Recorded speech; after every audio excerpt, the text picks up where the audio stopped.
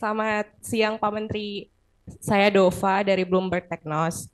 Mau tanya Pak, ini mau minta apa? Apakah dari Kementerian Keuangan udah mendengar rencana pemerintah untuk memutihkan tunggakan BPJS Kesehatan? Karena kemarin sempat disebutkan sama Pak Menteri Sekretaris Negara ada rencana pemutihan tunggakan BPJS Kesehatan. Tapi belum dijelaskan apakah itu nanti pemutihannya ditanggung oleh APBN. Kalau dari Kementerian Keuangan, apakah sudah mendengar Pak?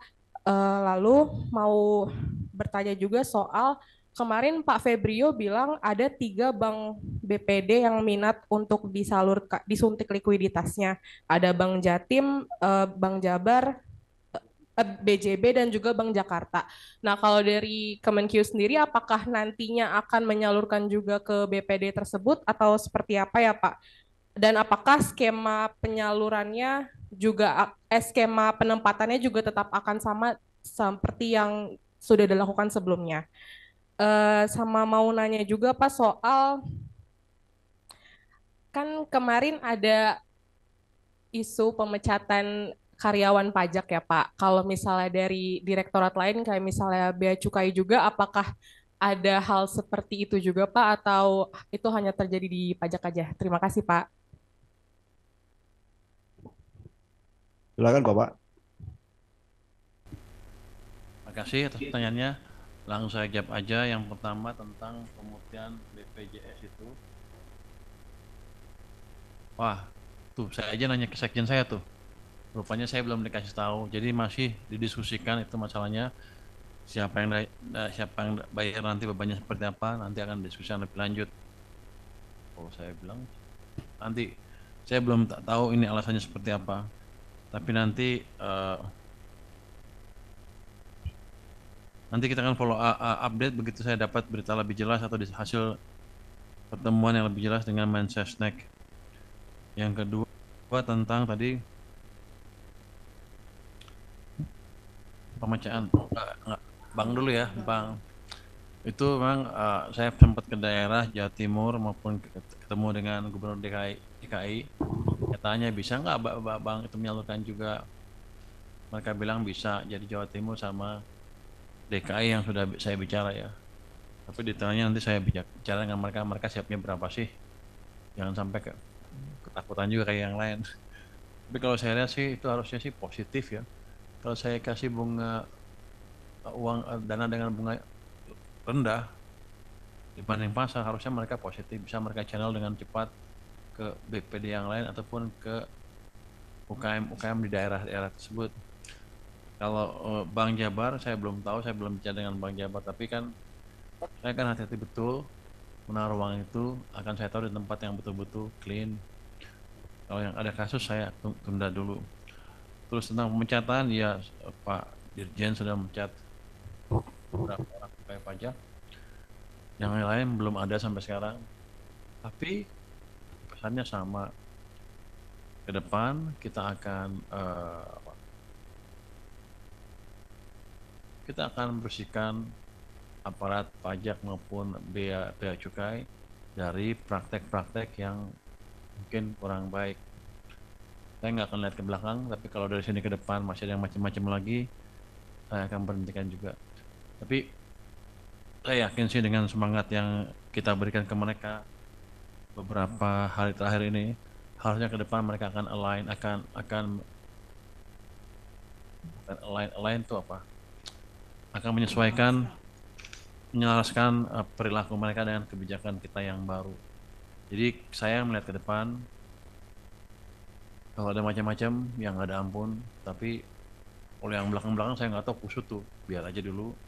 Nanti kalau ada proses, ada pertemuan baru kita proses. Tapi target saya adalah ke depan jangan main-main, supaya ada fair treatment untuk pegawai bea cukai dan pajak dalam pengertian gini, kalau bagus dikasih penghargaan dan nggak diganggu, tapi pada saat yang bersamaan juga jangan ada penyelewengan atau penyimpangan dari mereka. Nanti kalau bagus sekali misalnya tax ratio-nya sekarang kan sekitar 10 ya, kalau bisa masuk 12 dalam waktu setahun, dan nanti kita akan kasih insentif ke mereka supaya fair treatment, ada hukuman, ada juga reward kalau mereka bekerja dengan baik. Mungkin itu Mbak. Pertanyaan selanjutnya. Selanjutnya, apa? Yang depan dulu ya. Ya, depan. Selamat siang Pak Menteri, perkenalkan saya Denny dari Jakarta Post. Ada beberapa pertanyaan Pak. Yang pertama soal pertumbuhan ekonomi tahun ini. Kayak kemarin Pak Febrio bilang di kuartal 3 itu 5,1, di kuartal 4 itu 5,5 Pak. Nah 5,5 itu kan tinggi banget ya Pak. Kayak boleh dijabarkan nggak sebenarnya sumber pertumbuhan itu dari apa aja, sektor apa aja, dan apakah sebagian besar akan didorong oleh spending pemerintah. Terus yang kedua, ini Bapak udah berkali-kali ngomong sih kayak posisi Bapak soal tax amnesty yang sebenarnya kurang, ya anti lah, nggak mau lah kayak gitu kan. Cuma kayak kalau misalkan ini kan bisa diinisiasi oleh DPR juga atau misalkan langsung dari Presiden gitu instruksinya Pak. Gimana misalkan kayak terutama untuk mengejar spending tahun depan kalau emang itu ada posisinya. Kurang lebih itu aja Pak Purwebaya. Terima kasih. Terima kasih atas pertanyaannya. Yang pertumbuhan ekonomi 5,1 dan 5,5. Oh 5,1 kalau seperti itu ya tinggi loh. Di bulan ketiga saya expect sedikit lebih daripada itu karena kan ada keributan segala macam kan sehingga kita agak keganggu. Tapi kalau 5,1 berarti bagus. Tapi kalau 5,5 itu memang kita expect ada perbalikan arah pertumbuhan ekonomi. Ini kan triwulan keempat tuh Oktober, November, Desember ya bulan sekarang, bulan depan, bulan dia 3 bulan ke depan, 2 bulan ke depan dari dengan sekarang kan. Saya expect itu kan saya udah gelontorkan uang ke sistem perekonomian itu di bulan September akhir base money-nya atau uang yang primernya itu udah tumbuh yang saya anggap bisa mendorong ekonomi ya udah tumbuh sekitar 13,1%, udah double digit. Biasanya nggak lama juga kredit akan tumbuh, bahkan kalau kita lihat di Mandiri kreditnya udah tumbuh dari sekitar 8% menjadi sekitar 11% sekarang nih. Saya expect akan tumbuh lebih kencang lagi. Jadi source of growth-nya dua, belanja pemerintah saya akan percepat juga, saya akan pastikan kementerian-kementerian lembaga menyerap tepat waktu. Kan saya sudah ancam kalau akhir Oktober ini saya analisa mereka nggak bisa serap, saya ambil uangnya lagi, saya sebar ke program-program yang lebih siap. Jadi belanja pemerintahnya lebih kuat dibanding triwulan-triwulan sebelumnya.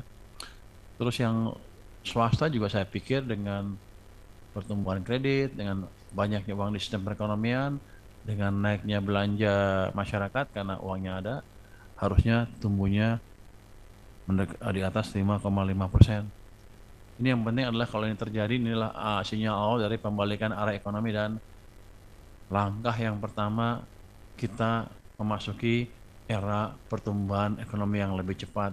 Ke depan saya rasa akan lebih cepat lagi karena saya akan monitor terus uang di sistem seperti apa, belanja di sistem seperti apa, dan kita juga akan debottleneck seluruh hambatan-hambatan yang ada di perekonomian.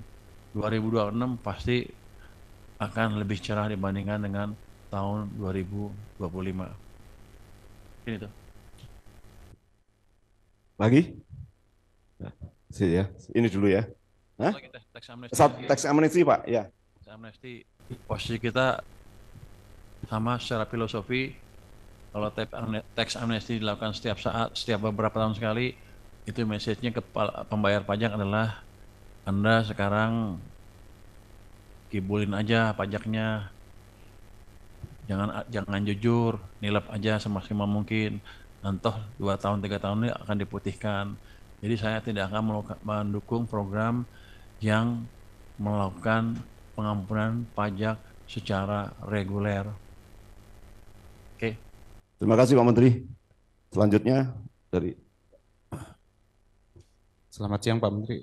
Saya Maulana dari Investor Trust Pak. Ada beberapa pertanyaan mengenai APBN 2026 Pak. Boleh diceritakan Pak? Soalnya kan Pak Menkyu masuk di tengah-tengah transisi ya Bu. Dengan maksudnya itu dibahas di era Bu SMI, kemudian Pak Menkyu masuk. Nah itu apakah ada pesan khusus Pak dari Bu SMI soal APBN 2026? Kemudian dengan Pak Dasko, apakah ada pembicaraan juga dengan mengenai APBN 2026? Soalnya kan menjelang pengesahan di DPR itu ada perubahan gitu. Kemudian untuk APBN 2026, boleh spill sedikit Pak apa strategi pemerintah Pak mengenai penempatan dana lagi atau apa untuk mendorong perekonomian 2026. Terus tadi ada titipan mengenai Bu Tutut katanya mencabut gugatan ke Kemenkyu. Itu boleh tanggapannya Pak soal itu. Pertumbuhan kredit apakah ada update-nya Pak kalau boleh tahu dari 200 penempatan 200 triliun itu. Terima kasih Pak.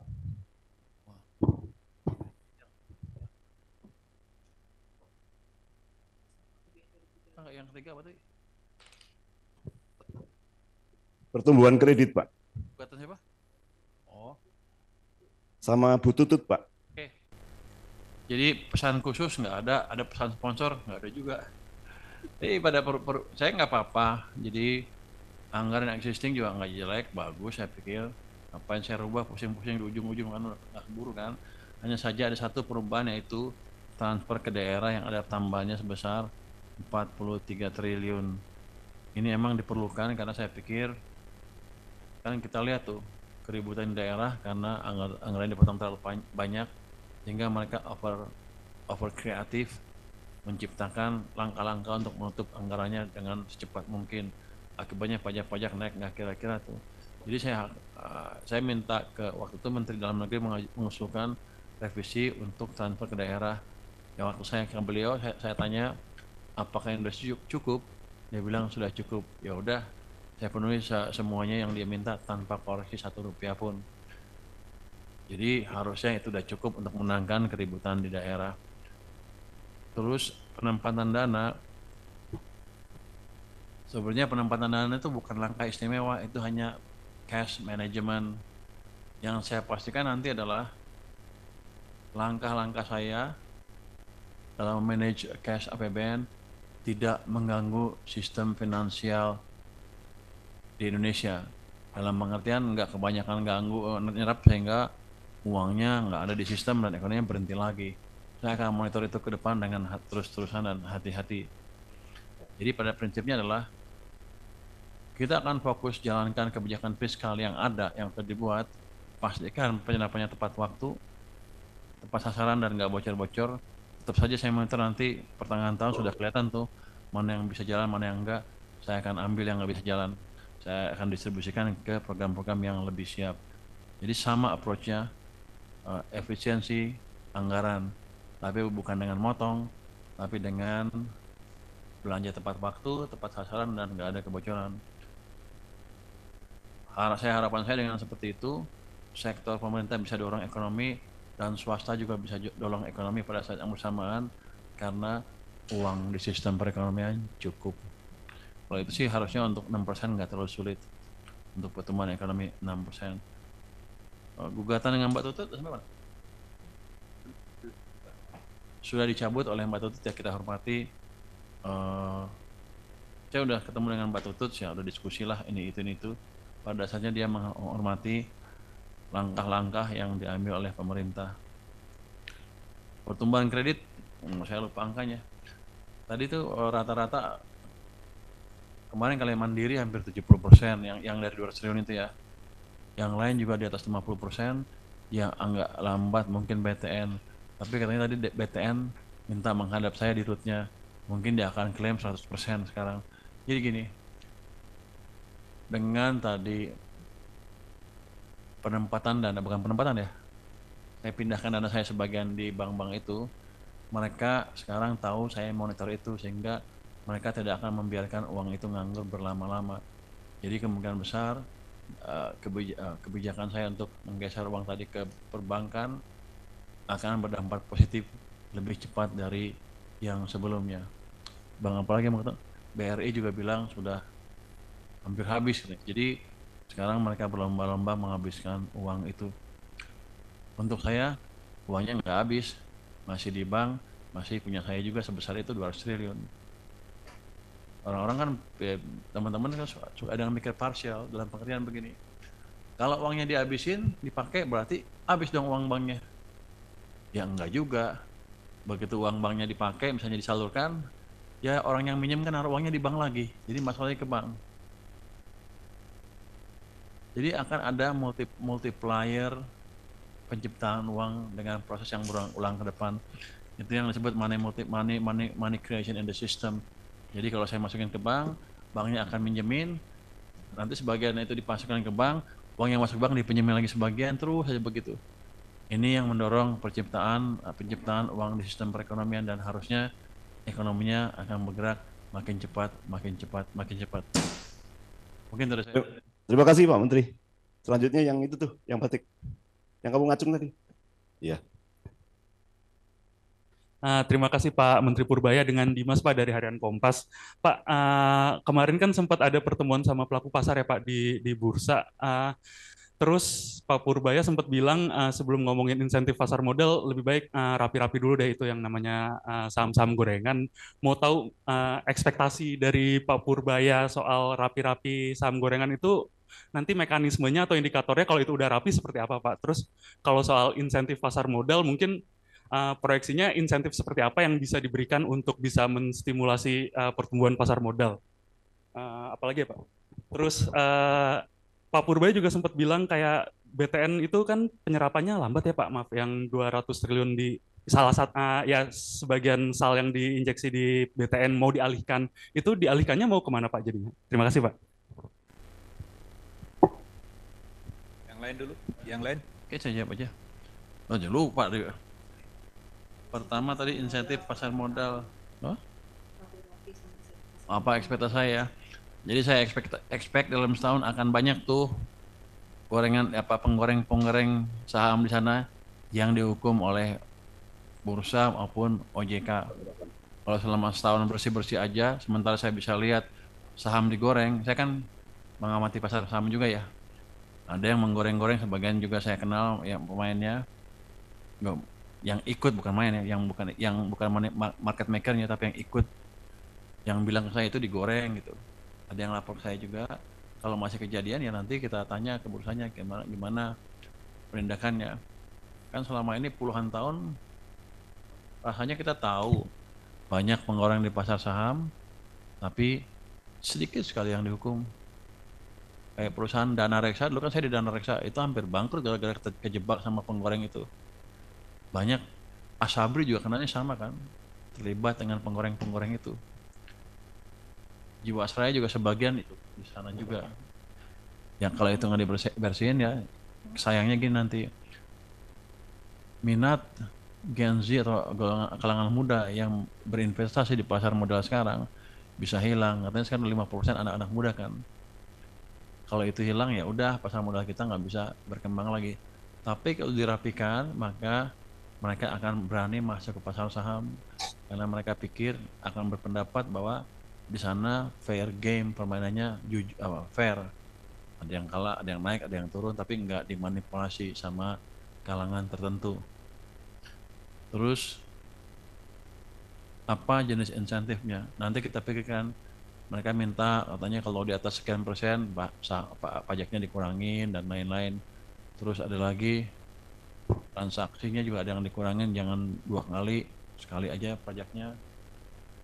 Atau pada waktu ditarik aja, ini kan jual bayar, beli bayar gitu, kira-kira gitu. Nanti kita lihat seperti apa. Tapi saya bisa dukung itu kalau mereka bekerja lebih keras lagi untuk menjaga integritas pasar modal itu sendiri. Untuk BTN kan dari 15T ya, BTN 15T, 25 ya, 25 kita perkirakan dengan keadaan sekarang dari angka yang terakhir sih bisa 10. Mungkin 15 saya akan distribusi ke tempat lain kalau mereka nggak bisa nyerap juga. Tapi saya akan tanya ke mereka, bisa nggak mereka menyerap yang sisanya itu. Kalau cuma 10 kan terlalu kecil. Saya ingat saya mereka yang paling optimis tadinya, bahwa dari 25 itu kurang, sebenarnya akan habis. Dari data terakhir ternyata seperti itu. Saya tunggu pertemuan saya dengan Dirut BTN nanti ya, seperti apa ini kondisinya. Mungkin itu Mas. Terima kasih Pak. Selanjutnya perempuannya.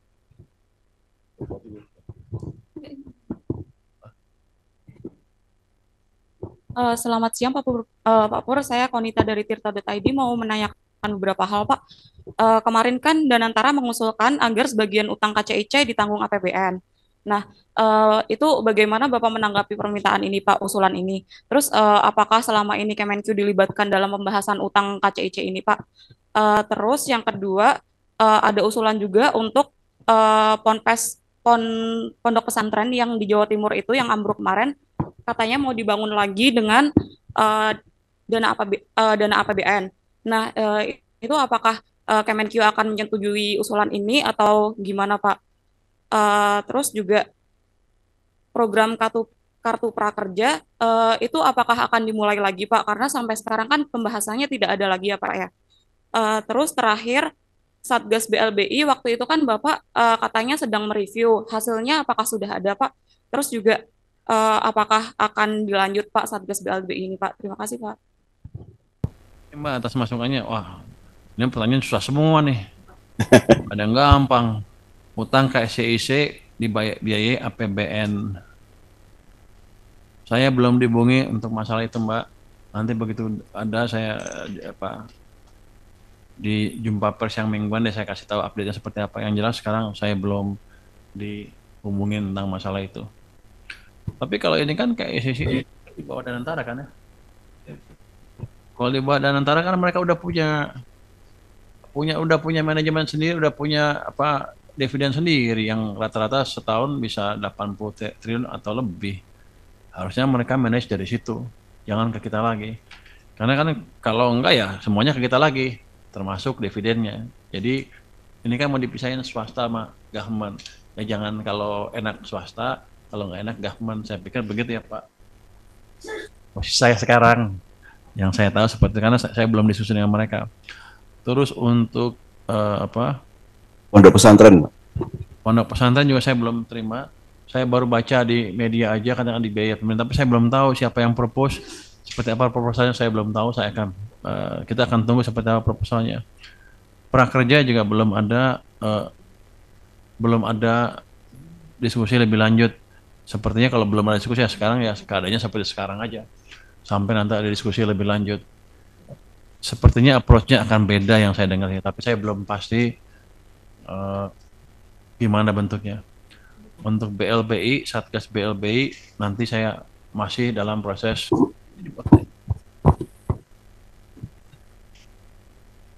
DJKN. Nanti saya lihat seperti apa ininya, tapi saya sih ngelihatnya kelamaan, hasilnya nggak banyak-banyak amat, cuman bikin ribut aja, income-nya nggak banyak-banyak amat. Daripada bikin noise, mungkin akan kita akhiri Satgas itu, tapi akan saya akses lagi terakhir sebelum kita ambil langkah itu. Itu mungkin. Terima kasih Pak. Selanjutnya. Terima kasih Pak atas kesempatannya. Saya Wildan dari DDTC News Pak. Mungkin ada pertanyaan sedikit Pak terkait penerimaan pajak ke depan. Kan salah satu potensi pajak yang selama ini sering digaung-gaungkan oleh Kemenq adalah terkait pemajakan atas shadow ekonomi gitu Pak. Nah ini kalau strategi dari Bapak seperti apa Pak? Lalu yang kedua terkait pernyataan Pak Menko Erlangga kemarin. Jadi Pak Erlangga sempat menyoroti banyaknya usaha-usaha menengah yang sengaja memecah-mecah usaha gitu agar biar kena pemajakannya dapat insentif PPh final UMKM yang 0,5% itu Pak. Nah itu kalau dari Kemenq tanggapannya gimana Pak? Apakah ada tindak lanjutnya Pak? Lalu yang ketiga yang terkait dengan penempatan 200 triliun di Bank BUMN itu Pak, kemarin Bapak bilang bahwa Himbara tidak boleh menggunakan dana tersebut untuk membeli dolar Pak. Itu alasannya apa Pak? Dan kalaupun dipakai untuk membeli dolar, apa dampaknya bagi bank Pak? Terima kasih Pak. Pseudo ekonomi ya, underground ekonomi ya. Wah, Anda hebat juga istilahnya pseudo ekonomi. Shadow ya. Shadow atau underground ekonomi ya. Ya namanya underground, kalau kita bisa lacak bukan underground lagi. Bisa pada dasarnya gini, kita akan coba bawa itu ke ekonomi yang enggak underground lagi dengan berbagai langkah nanti. Tapi kalau saya lihat itu kan sudah puluhan tahun di sini dan katanya udah ada langkah-langkah selama ini dampaknya nggak jelas juga. Jadi saya akan hati-hati merespon pertanyaan itu, apakah kita akan bisa tangkap ke depan. Saya belum tahu, saya akan lihat dulu Tapi kalau namanya shadow ya namanya shadow aja, nggak bisa tanggap. Kalau ditangkap ya udah bukan shadow lagi tapi on the ground economy, bukan under lagi. Banyak pernyataan tentang itu, banyak hitungnya sekian ini sekian itu. Saya nggak percaya hitungannya. Karena namanya underground pasti nggak bisa dihitung. Jadi kemungkinan hitungan mereka salah total. Jadi saya akan hati-hati itu. Jadi saya nggak akan asumsikan itu bisa masuk ke ekonomi kita tiba-tiba dalam waktu dekat. Terus banyaknya usaha yang pecah itu. Nanti coba kita lihat deh. Saya udah dengar juga katanya yang udah harusnya kan berapa miliar? 5 miliar ya? 4,8, habis itu kalau udah sampai situ dia pecah jadi dua UMKM segala macam. Harusnya kita punya database untuk melacak itu loh. Nanti coba kita lihat dengan pajak. Nggak bisa, bukti sekarang nggak bisa. Kata dia Cortex bisa, tapi saya sekarang hampir nggak bisa. Tapi coba kita dalamin lagi, bisa nggak kita deteksi itu dengan database yang ada di Cortex maupun nanti kerjasama dengan Kumham, database di Kumham, bisa apa enggak. Ini effort baru kalau mau dikejar juga. Saya nggak harap dalam waktu setahun udah menghasilkan jumlah yang signifikan dalam hal peningkatan pajak atau penjaringan orang-orang yang melakukan hal tersebut. Tapi kita akan monitor terus. Yang ketiga tadi, kalau uang 200 triliun dibeli dolar, apa dampaknya? Untuk banknya, untuk saya rugi. Karena saya akan membiayai pelemahan nilai tukar. Kalau mereka, saya sudah memberi pesan ke mereka jangan sampai beli dolar. Nanti kalau ada yang ketahuan, saya akan periksa underlying-nya, yang kita proses, bukan proses. Saya kan pengawas dan antara. Itu jelas sabotase ke kebijakan pemerintah. Terus, yaitu kita nggak mau nambah uang ke sistem, tapi uangnya dipakai untuk menyerang nilai tukar. Tapi kalau dari laju pertumbuhan M0-nya, baru yang saya bilang base money yang baru 13, sepertinya belum cukup ruang untuk menyerang nilai tukar kita. Waktu zaman krisis dulu 1998 pertumbuhannya 100% lebih M0-nya, base money-nya, dan bunga tinggi sekali sehingga perusahaan nggak ada yang bisa pinjam karena mahal. Uangnya ya cari penyalur dan mereka beli dolar, hancur rupiah kita pada waktu itu. Jadi masih jauh dari level yang tidak aman. Jadi saya akan lihat dulu. Dalam keadaan sekarang sih antara 20-30% masih aman. Sedangkan kita baru di 13%. Jadi masih kecil resiko uang yang saya injek tadi menimbulkan pelemahan nilai tukar yang signifikan. Oke. Siapa? Melihat waktunya, apakah diperkenankan satu pertanyaan lagi, Bapak? Satu pertanyaan lagi deh. Siap. Itu yang mana? Sorry. Yang udah ngacung dari tadi. Silakan. Selamat siang Pak Purbaya, saya Lena dari Radio RRI. Hanya satu saja pertanyaan saya mengenai posisi utang pemerintah kita yang saat ini sudah mencapai 9.000 triliun lebih. Meskipun posisinya masih aman, tapi saya ingin mengetahui bagaimana pandangan Bapak tentang utang pemerintah yang dari tahun ke tahun tuh semakin meningkat. Apakah nanti akan ada terobosan dari Bapak supaya kita tidak terlalu bergantung pada hutang untuk membiayai pembangunan? Seperti apa Pak? Terima kasih. Oh, terima kasih pertanyaan Mbak Lena dari RRI ya. Kan kalau acuan utang bahaya besar apa enggak, itu bukan dilihat dari nominalnya aja, tapi diperbandingkan dengan size of the economy-nya. Ini kan 900 triliun terus sekarang masih di bawah 39% dari PDB kan. Jadi dari standar ukuran internasional itu masih aman. Anda bayangkan kalau saya seorang yang punya uang penghasilan 1 bulan 1 juta dibandingkan Pak Sekjen yang punya penghasilan 100 juta. Utang saya 1 juta itu sama dengan pendapatan saya sebulan. Tapi untuk dia 1 juta itu cuma 1/100 dari pendapatannya. Dia aman, bayarnya gampang, saya nggak bisa bayar mungkin, atau susah membayar utangnya. Jadi acuannya bukan nilai absolut nominal aja, tapi dibanding dengan rasio ekonominya. Kita aman, masih di bawah 40, Maastricht Treaty kan 60%. Negara-negara Eropa di atas 80 kebanyakan, banyak yang 100, bahkan Jerman mendekati 100 loh. Amerika 100% lebih, Jepang 250% lebih. Jadi Singapura juga tinggi sekali. Jadi dengan standar itu kita aman. Tapi ya Jadi utang itu jangan dipakai untuk menciptakan sentimen negatif ke ekonomi kita. Karena dari standar nasional, dari standar internasional yang ada di mana-mana, kita cukup prudent. Tapi ya, kita akan mencoba mengurangi penerbitan utang semaksimal mungkin, seoptimal mungkin. Dalam pengertian begini, kalau saya utang pun, itu pemakainya harus maksimal, jangan ada kebocoran, harus menciptakan pertumbuhan ekonomi, meningkatkan kesejahteraan seoptimal, semaksimal mungkin. Depan kita akan coba kontrol belanja pemerintah kita supaya lebih baik, sehingga yang nggak perlu-perlu saya bisa mulai potong.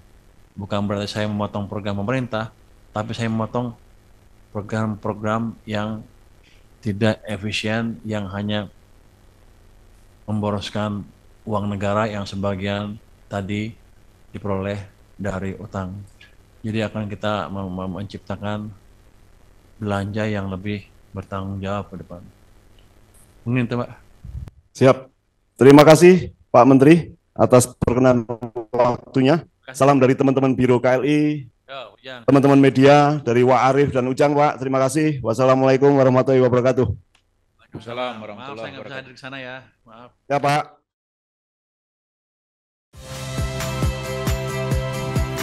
Saya Cynthia Rompas. Saksikan program-program Kompas TV melalui siaran digital, pay TV, dan media streaming lainnya. Kompas TV, independen, terpercaya.